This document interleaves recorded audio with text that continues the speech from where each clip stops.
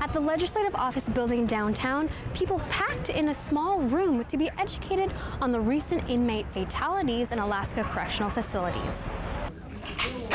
She worked with people with disabilities, and she had a disability herself with her knee.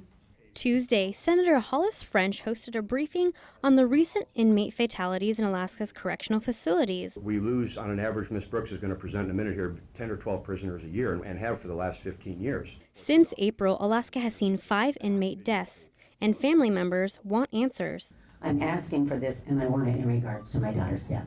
But the inmate healthcare administrator says it's striking the news because questions are not answered fast enough. We rely heavily on the medical examiner's reports to tell us what happened, and that typically takes about 4 to 6 weeks to complete and for us to get those reports. The issue in Alaska is that over half of the inmates are diagnosed with a mental health problem, and they are not properly addressed.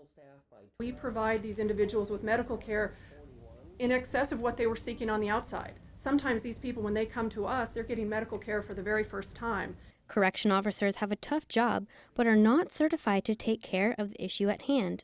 Correction officers got to be in there with a tough job, with a tough situation. They are not trained psychologists.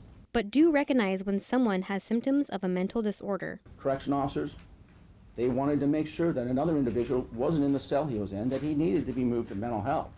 They could tell he needed to be in mental health. They went out of their way to try to do that.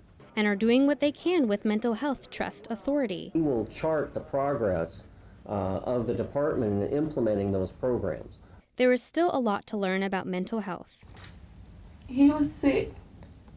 He had problems, and he was on his medication at the same time. That mom wasn't supposed to be in jail. But the correction facility's duties are to detain the persons. I do understand where the concern comes from the family members of these incarcerated persons. I couldn't agree with you more that we don't sentence people to death. We sentence them to a certain bit of time, and it's supposed to be safe.